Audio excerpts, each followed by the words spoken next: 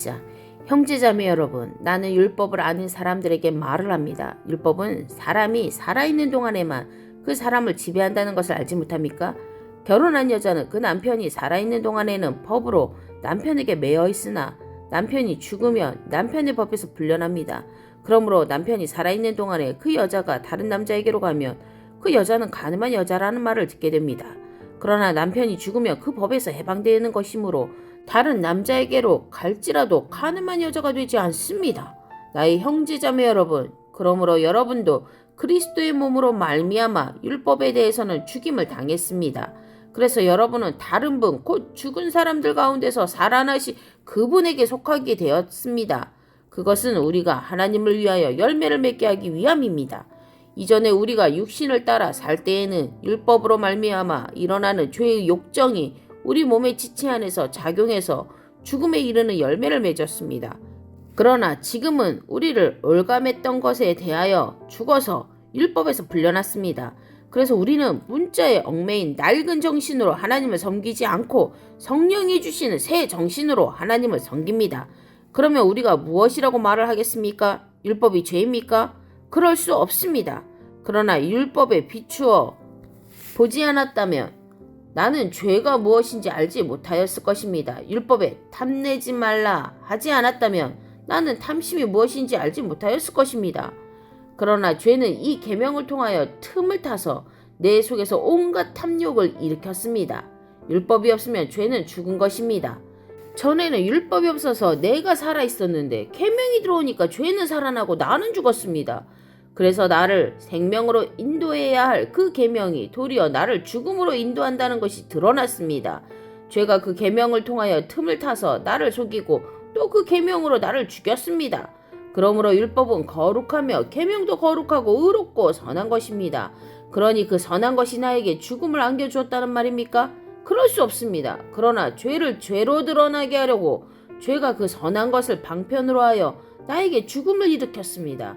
그것은 계명을 방편으로 하여 죄를 극도로 죄답게 되게 하려는 것이었습니다. 우리는 율법이 신령한 것인 줄을 압니다. 그러나 나는 육정에 매인 존재로서 죄 아래에 팔린 몸입니다. 나는 내가 하는 일을 도무지 알 수가 없습니다. 내가 해야겠다고 생각하는 일은 하지 않고 도리어 해서는 안 되겠다고 생각하는 일을 하고 있으니 말입니다. 내가 그런 일을 하면서도 그것을 해서는 안 되겠다고 생각하는 것은 곧 율법이 선하다는 사실에 동의하는 것입니다. 그렇다면 그와 같은 일을 하는 것은 내가 아니라 내 속에 자리 잡고 있는 죄입니다. 나는 내 속에 곧 내 육신 속에 선한 것이 깃들여 있지 않다는 것을 압니다. 나는 선을 행하려는 의지는 있으나 그것을 실행하지는 않으니 말입니다. 나는 내가 원하는 선한 일은 하지 않고 도리어 원하지 않는 악한 일을 합니다. 내가 해서는 안 되는 것을 하면 그것을 하는 것은 내가 아니라 내 속에 자리를 잡고 있는 죄입니다. 여기에서 나는 법칙 하나를 발견하였습니다. 곧 나는 선을 행하려고 하는데 그러한 나에게 악이 붙어 있다는 것입니다. 나는 속사람으로는 하나님의 법을 즐거워하나 내 지체에는 다른 법이 있어서 내 마음의 법과 맞서서 싸우며 내 지체에 있는 죄의 법에 나를 포로로 만드는 것을 봅니다. 아, 나는 비참한 사람입니다. 누가 이 죽음의 몸에서 나를 건져주겠습니까? 우리 주 예수 그리스도를 통하여 나를 건져주신 하나님께 감사를 드립니다. 그러니 나 자신은 마음으로는 하나님의 법을 섬기고 육신으로는 죄의 법을 섬기고 있습니다. 8자. 그러므로 그리스도 예수 안에 있는 사람들은 정죄를 받지 않습니다. 그것은 그리스도 예수 안에서 생명을 누리게 하는 성령의 법이 당신의 죄와 죽음의 법에서 해방하여 주었기 때문입니다. 육신으로 말미암아 율법이 미약해져서 해낼 수 없었던 그 일을 하나님께서 해결하셨습니다. 곧 하나님께서는 자기의 아들을 죄된 육신을 지닌 모습으로 보내셔서 죄를 없애시려고 그 육신에다 죄의 선고를 내리셨습니다. 그것은 육신을 따라 살지 않고 성령을 따라 사는 우리가 율법이 요구하는 바를 이루시게 하시려는 것입니다. 육신을 따라 사는 사람은 육신에 속한 것을 생각하나 성령을 따라 사는 사람은 성령에 속한 것을 생각합니다. 육신에 속한 생각은 죽음입니다. 그러나 성령에 속한 생각은 생명과 평화입니다. 육신에 속한 생각은 하나님께 품는 적대감입니다. 그것은 하나님의 법을 따르지 않으며 또 복종할 수도 없습니다. 육신에 매인 사람은 하나님을 기쁘게 해드릴 수 없습니다. 그러나 하나님의 영이 여러분 안에 살아계시면 여러분은 육신 안에 있지 않고 성령 안에 있습니다. 누구든지 그리스도의 영이 없으면 그리스도의 사람이 아닙니다. 또한 그리스도께서 여러분 안에 살아계시면 여러분의 몸은 죄 때문에 죽은 것이지만 영은 의 때문에 생명을 얻습니다. 예수를 죽은 사람들 가운데서 살리신 분의 영이 여러분 안에 살아계시면 그리스도를 죽은 사람들 가운데서 살리신 분께서 여러분 안에 계신 자기의 영으로 여러분의 죽을 몸도 살리실 것입니다. 그러므로 형제자매 여러분, 우리는 빚을 지고 사는 사람들이지만 육신의 빚을 진 것이 아닙니다. 우리는 육신을 따라 살아야 할 존재가 아닙니다. 여러분이 육신을 따라 살면 죽을 것입니다.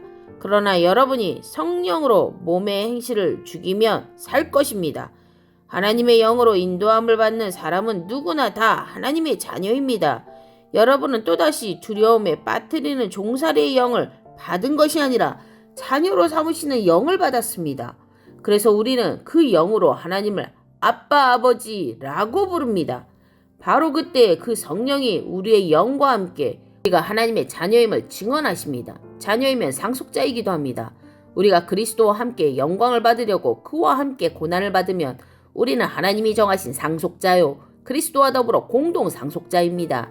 현재 우리가 겪는 고난은 장차 우리에게 나타날 영광의 연주면 아무것도 아니라고 나는 생각합니다. 피조물은 하나님의 자녀들이 나타나기를 간절히 기다리고 있습니다.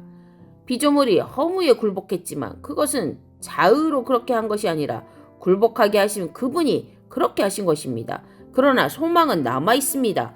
그것은 곧 피조물도 썩어짐의 종살이에서 해방되어서 하나님의 자녀가 누릴 영광된 자유를 얻으리라는 것입니다. 모든 피조물이 이제까지 함께 신음하며 함께 해산의 고통을 겪고 있다는 것을 우리는 압니다. 그뿐만 아니라 첫 열매로서 성령을 받은 우리도 자녀로 삼아주실 것을 곧 우리 몸을 속량하여 주실 것을 고대하면서 속으로 신음하고 있습니다. 우리는 이 소망으로 구원을 얻었습니다. 눈에 보이는 소망은 소망이 아닙니다. 보이는 것을 누가 바라겠습니까? 그러나 우리가 보이지 않는 것을 바라면 참으면서 기다려야 합니다. 이와 같이 성령께서도 우리의 약함을 도와주십니다.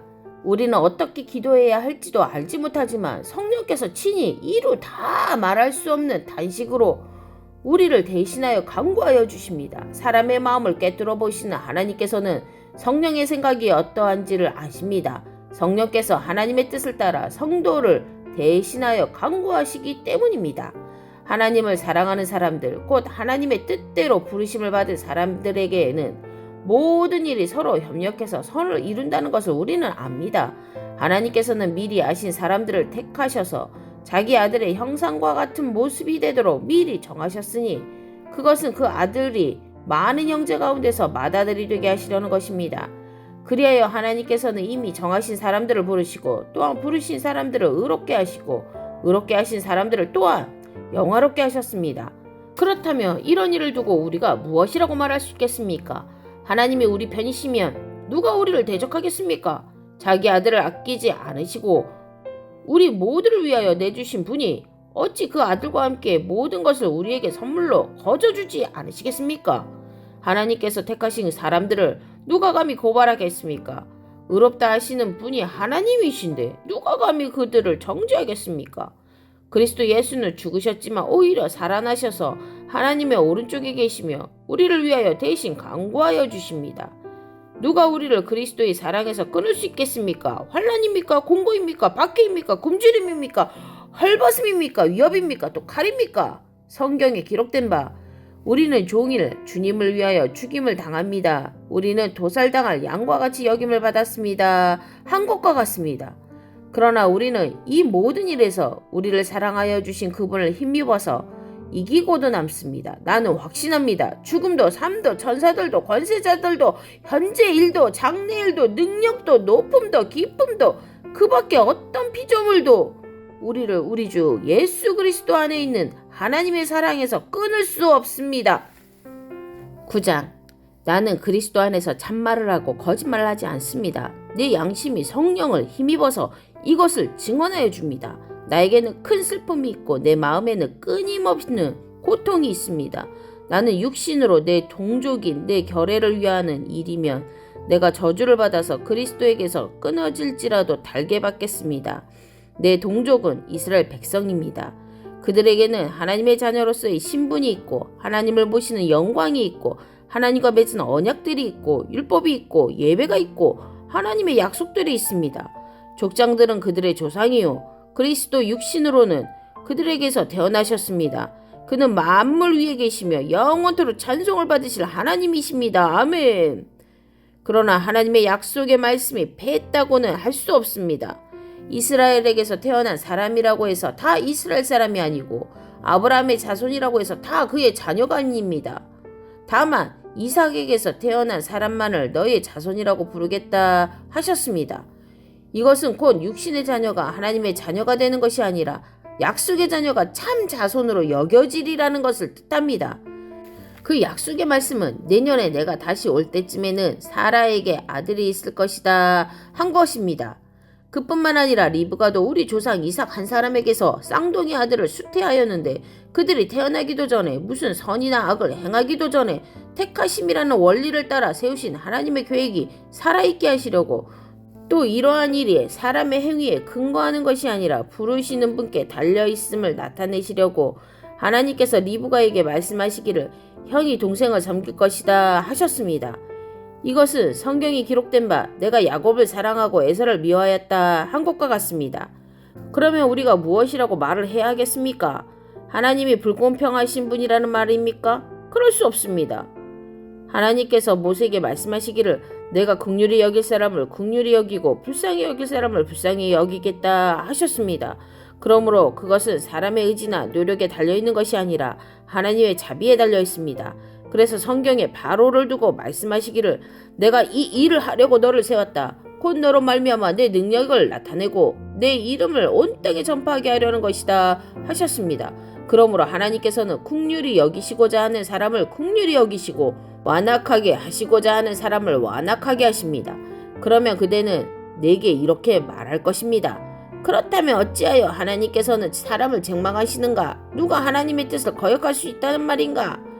오 사람아, 그대가 무엇이기에 하나님께 감히 말대답을 합니까? 만들어진 것이 만드신 분에게 어찌하여 나를 이렇게 만들었습니까? 하고 말할 수 있습니까? 도기장이에게 흙 한 덩이를 둘로 나누어서 하나는 귀한 데 쓸 그릇을 만들고 하나는 전한 데 쓸 그릇을 만들 권리가 없겠습니까? 하나님께서 하신 일도 마찬가지입니다.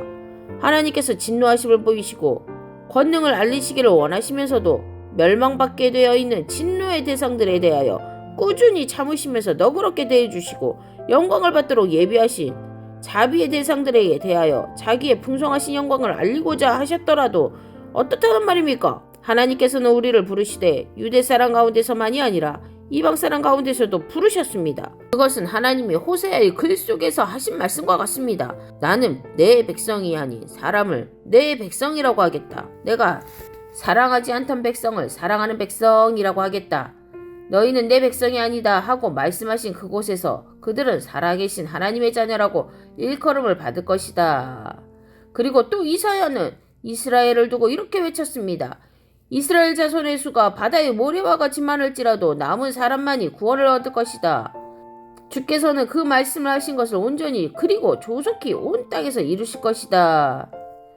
그것은 또한 이사야가 미리 말한 바 만군의 주님께서 우리에게 씨를 남겨주지 않으셨더라면 우리는 소돔과 같이 되고 고모라와 같이 되었을 것입니다. 한 것과 같습니다. 그러면 우리가 무엇이라고 말해야 하겠습니까? 의를 추구하지 않은 이방 사람들이 의를 얻었습니다. 그것은 믿음에서 난 의입니다. 그런데 이스라엘은 의의 율법을 추구하였지만 그 율법에 이르지 못하였습니다. 어찌하여 그렇게 되었습니까? 그들은 믿음에 근거하여 의에 이르려고 한 것이 아니라 행위에 근거하여 의에 이르려고 했기 때문입니다. 그들은 걸림돌에 걸려 넘어진 것입니다. 그것은 성경에 기록된 바와 같습니다. 보아라, 내가 시온에 부딪히는 돌과 걸려 넘어지게 하는 바위를 둔다. 그러나 그를 믿는 사람은 부끄러움을 당하지 않을 것이다.